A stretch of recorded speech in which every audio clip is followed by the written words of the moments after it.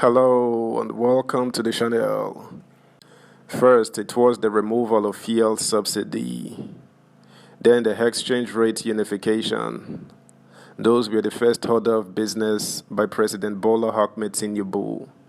Also, he was able to douse the tension of the subsidy removal by ensuring organized labor was talked out of a planned strike action.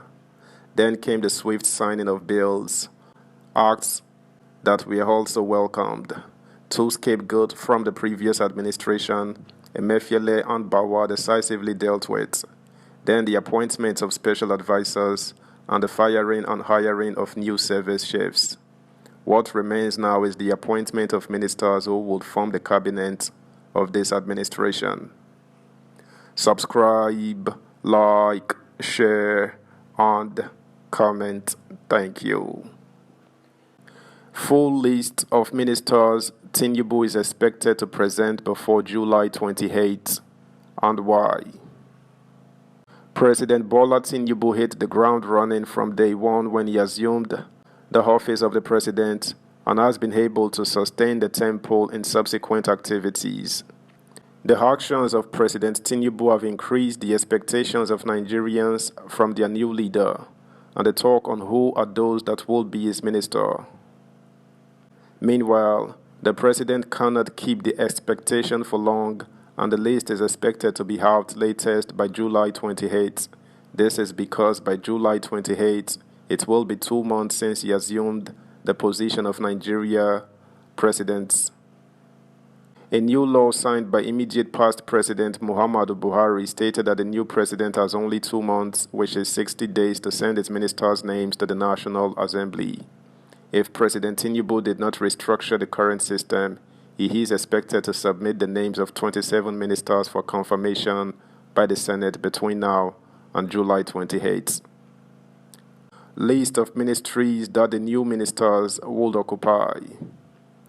Federal Capital Territory Administration, Federal Ministry of Agriculture and Rural Development, Federal Ministry of Aviation, Federal Ministry of Budget and National Planning, Federal Ministry of Commerce and Industry, Federal Ministry of Education, Federal Ministry of Environment, Federal Ministry of Finance, Federal Ministry of Health, Federal Ministry of Information and Culture, Federal Ministry of Communications and Digital Economy, Federal Ministry of Interior, Federal Ministry of Justice, Federal Ministry of Labor and Employment, Federal Ministry of Petroleum Resources, Federal Ministry of Water Resources, Federal Ministry of Women Affairs and Social Development, Ministry of Mines and Steel Development, Ministry of Defense, Ministry of Niger Delta Affairs, Ministry of Power,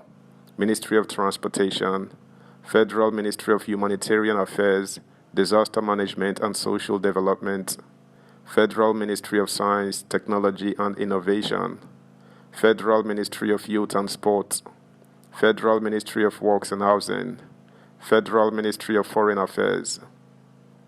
Recall that the President wrote to the Senate last week to request for approval to make 20 special advisors.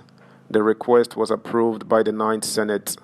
The appointment of special advisors did not require the approval of the legislature, and on Thursday, June 15, the President announced the appointment of 8 special advisors.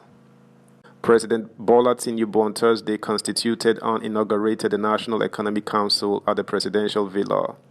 The committee is headed by Vice President Kashim Shettima and is saddled with the responsibility of advising the President on the roadmap to the economy.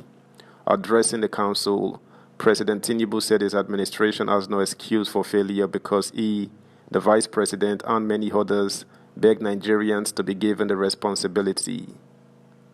Subscribe, like, share, comment, and please turn the notification bell on. Thank you. Meanwhile, a lawyer, Barrister Titi Lokbe Anifowoshe, who spoke with Legit.ng, called on the President to ensure that what led to the failure of ex-President Buhari did not repeat itself in his administration as he prepared to unveil his ministers in July. President Tinubu is expected to unveil a list of his cabinet members within the first 60 days that he assumed office, as he had been compelled to do so by the law signed by Buhari in the dying hours of his tenure. As Tinubu is expected to act within the constitutional boundary, Anifowose, a legal icon, advised that the president should not make himself a minister, nor should he sustain the culture of combining some ministries. The president already has too many coordination-related tasks to do. Nigeria is home to many talented and enthusiastic people who can fill these positions with the perfection required for the renewed hope. The legal icon advised that no former minister should be part of the present administration. She said, "None of them, in my opinion, should be called back. A significant portion of the ministers served out their whole terms without being challenged or removed. We are certain that Nigeria deserves more after seeing the outcome of its representation. The rationale for a ministry combination depends on the ministries involved. We can all agree that President Buhari's attempt was a failure. The Ministry of Youth should be different from the Ministry of Sports. Budget, national planning, and the Ministry of Finance are additional components that weren't combined in a way that produced the best results for us." Barrister Anifowose also opined that President Tinubu should not limit the appointment of ministers to only politicians or technocrats. She said the president's appointment should cut across the border and that he should appoint both technocrats and politicians. Meanwhile, President Bola Tinubu has set up a committee to resolve the tussle between the Nigeria National Petroleum Company NNPC Limited and the Federation Account Allocation Committee FAAC.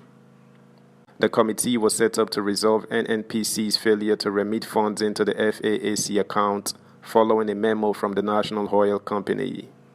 A source told the cable that the NNPC management wrote the president to investigate a claim that it has refused to pay over 2.1 trillion naira to the Federation account from crude sales, royalties, and taxes.